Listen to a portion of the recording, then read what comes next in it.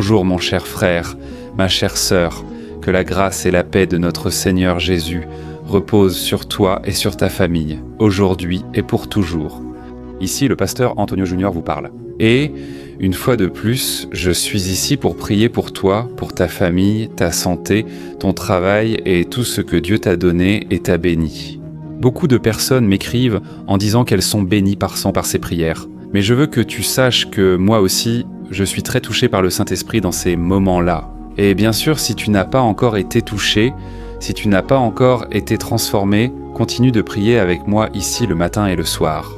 Et je n'ai aucun doute que Dieu accomplira une œuvre dans ta vie et dans ta famille. Amen. La parole du Seigneur ne revient pas sans effet. Et ici, je ne parle pas de religion, je parle seulement de la parole de Dieu. Et elle est puissante pour transformer ta vie. Je sais que beaucoup d'entre vous sont tristes en ce moment, sont découragés, mais c'est certain, le Saint-Esprit va toucher ton cœur aujourd'hui. Amen. Et je veux maintenant adresser une accolade spéciale aux frères qui prient avec nous depuis d'autres pays, ainsi qu'aux nombreux Brésiliens qui vivent aux États-Unis, en Europe, au Japon. Nous avons ici aussi parmi nous des frères portugais, angolais, mozambicains et de tant d'autres endroits. Recevez toute mon affection particulière et bien sûr, vous tous qui êtes ici avec moi, vous êtes sur ma liste de prières. Amen. Frères, ce petit rappel, si vous n'êtes pas encore abonné à ma chaîne, pensez à le faire. Cliquez sous la vidéo et activez la cloche de notification. Et toi aussi, qui n'es pas encore membre de ma chaîne, clique sur le bouton « Devenir membre » qui se trouve juste en dessous de la vidéo. D'accord ? Vous aiderez des œuvres caritatives, vous recevrez en cadeau mes livres numériques et vous contribuerez également à ce que ce ministère grandisse de plus en plus. Amen. Frères, pour commencer le message d'aujourd'hui, je voudrais lire avec vous un texte qui a été écrit par l'apôtre Paul, qui va nous aider à comprendre qui nous sommes et ce que Dieu attend de nous. Regardez ce qui est écrit. Tous ceux qui sont guidés par l'Esprit de Dieu sont enfants de Dieu, car vous n'avez pas reçu l'Esprit qui vous a servi pour craindre de nouveau, mais vous avez reçu l'Esprit qui vous adopte comme enfant, par lequel nous crions « Abba, Père ». Voyez, frères, il s'agit ici de notre vraie identité.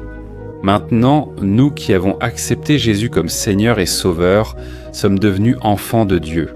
Et maintenant, nous avons été libérés du péché, libérés de ce monde et de la condamnation éternelle. Ainsi, nous n'avons plus à vivre dans la peur, ni sous la culpabilité, car nous sommes déjà pardonnés et désormais enfants de Dieu. Amen. Et ce que j'ai ressenti très fort dans mon cœur ici, de vous dire aujourd'hui, c'est que nous devons savoir quelle est notre identité. Notre identité en Dieu va définir quel est notre but, le sens de notre vie. Parce que quand nous comprenons qui nous sommes en Christ, nous n'acceptons plus de vivre prisonniers de quoi que ce soit.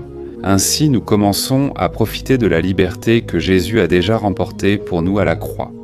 La Bible dit dans Galates chapitre 5 que si Jésus nous a libérés, nous ne devons plus vivre sous un joug d'esclavage. Frères, ne laissez personne vous asservir, ni le pasteur, ni le leader spirituel, ni personne dans votre maison. Vous êtes libres de servir le Seigneur. Et je sais que beaucoup de personnes, parce qu'elles ne savent pas qu'elles sont aimées et pardonnées par Dieu, elles laissent les autres déterminer leur identité. À cause du regard des autres, des circonstances de la vie, elles pensent toujours qu'elles n'ont pas de valeur, que Dieu ne les aime pas, qu'à tout moment le Seigneur va les abandonner. Frères, nous sommes sauvés par la grâce. Ce n'est pas par notre mérite, ce n'est pas par notre valeur, mais c'est parce que Jésus a fait sur la croix pour nous. Et Jésus est ressuscité et maintenant le Saint-Esprit vient habiter en toi et en moi. Quand Jésus est entré dans notre vie, nous ne sommes plus orphelins, mais enfants bien-aimés du Père. Amen. Il est essentiel de connaître notre identité et l'amour de Dieu pour nous. Jésus lui-même, au début de son ministère, avait besoin d'être certain qu'il ne serait pas seul. La Bible dit que, lors de son baptême dans le Jourdain, l'Esprit Saint est descendu sur lui comme une colombe. Et une voix du ciel a dit ceci : « Celui-ci est mon Fils bien-aimé en qui j'ai mis toute mon affection. » Frères, cela a été fondamental et certainement cela a accompagné le ministère de Jésus au fil des années. Jésus avait besoin de savoir cela, qu'il était le Fils bien-aimé de Dieu. Et c'est tellement vrai que, juste après le baptême, Jésus a été tenté par Satan dans le désert, et là, Satan voulait mettre Jésus à l'épreuve, pour savoir s'il savait vraiment qui était son Père, s'il faisait vraiment confiance au Père. Et Satan disait toujours, « Si tu es le Fils de Dieu, fais que ces pierres deviennent des pains. Si tu es le Fils de Dieu, jette-toi de cette falaise pour voir si Dieu va te protéger. » Alors le diable, mes frères, tiens, il sait que s'il vole notre identité, nous perdons notre confiance en Dieu, nous perdons notre foi. Et je sais qu'il y a beaucoup de personnes qui, lorsqu'elles sont à leur travail, à l'université, devant leurs amis, ces personnes ont peur d'être exclues, ridiculisées et même persécutées. Et c'est pourquoi elles n'assument jamais leur identité en Christ. Et c'est pour cela que je veux vous raconter aujourd'hui l'histoire d'une femme de Dieu qui a dû révéler son identité. Et Dieu a accompli une œuvre extraordinaire à partir de cela. Cette femme s'appelait Esther. Pour ceux qui ne le savent pas, je vais vous raconter un résumé de sa vie pour que vous compreniez l'importance d'assumer votre identité. La Bible dit qu'Esther était une jeune femme, elle était juive, et elle a vécu pendant le règne du roi Assuérus. Elle a été élevée par son cousin, qui s'appelait Mardoché, puisque ses parents étaient morts alors qu'elle était encore une enfant. Et un certain jour, le roi ordonna que l'on cherche de très belles jeunes filles pour un concours de beauté, car il voulait une nouvelle reine, et Esther fut l'une de ces jeunes filles sélectionnées. Le roi Assuérus était déjà marié, mais il voulait avoir une autre reine à ses côtés, car sa première épouse, la reine Vasthi, n'avait pas voulu obéir à ses ordres de se montrer devant les invités lors d'un banquet. Et ce comportement fut considéré comme un affront à l'autorité du roi et, à cause de cela, son épouse Vasthi fut bannie du palais. Alors le roi Assuérus décida de choisir une nouvelle épouse, lançant ainsi ce concours de beauté qui aboutit au choix d'Esther comme sa successeur. Et la Bible dit qu'Esther s'est préparée pendant 6 mois en appliquant de l'huile sur son corps, en choisissant les plus beaux vêtements, en arrangeant ses cheveux. Imaginez la préparation requise pour se présenter devant le roi. Et lorsqu'elle était arrivée ce jour-là, le roi a été impressionné par la beauté d'Esther et l'a choisie comme nouvelle reine, sans savoir qu'elle était juive. Et ce qui est intéressant, c'est que dans le livre d'Esther, vous ne trouverez pas le mot Dieu. Mais le Seigneur travaillait en coulisses, préparant Esther pour un rôle très important dans son plan de salut.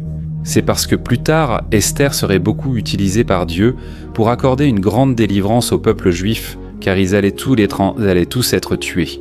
Je vais t'expliquer. La Bible raconte qu'à cette époque, l'un des officiers importants du roi, appelé Aman, avait beaucoup de haine envers les Juifs et voulait se venger d'eux.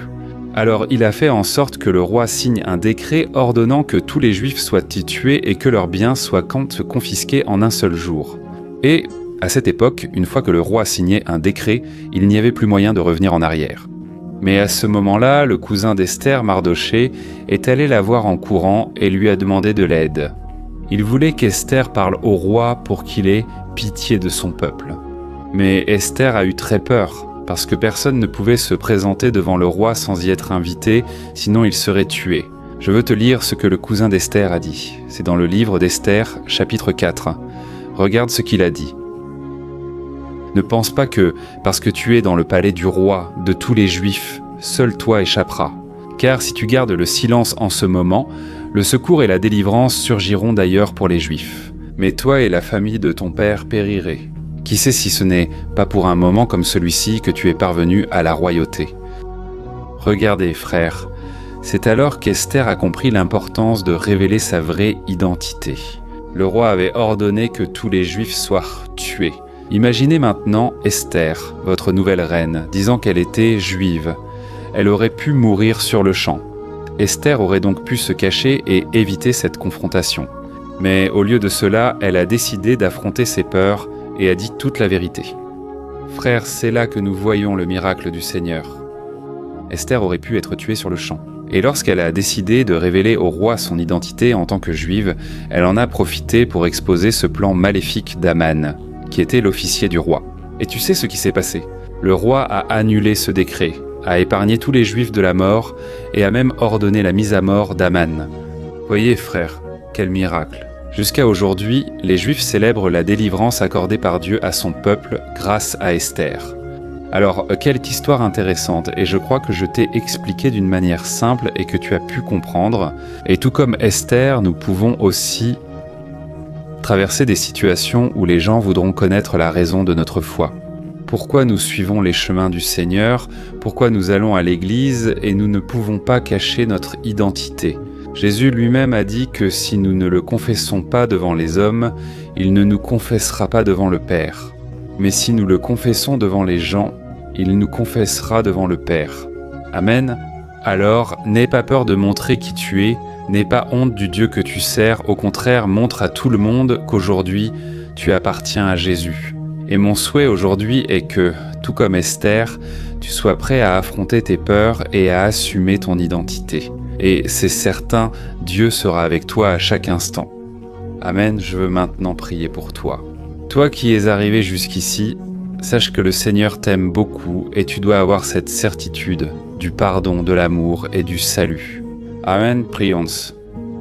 Seigneur mon Dieu et mon Père, je me tiens en ta sainte présence pour magnifier et glorifier ton saint nom. Ô mon Dieu, merci beaucoup Seigneur, pour l'opportunité de pouvoir vivre les plans que tu as tracés pour nous. Ô mon Dieu, merci beaucoup pour les bénédictions. Merci aussi pour les luttes, pour les difficultés, car c'est à travers elles que nous grandissons. C'est à travers elles que nous mûrissons dans la foi.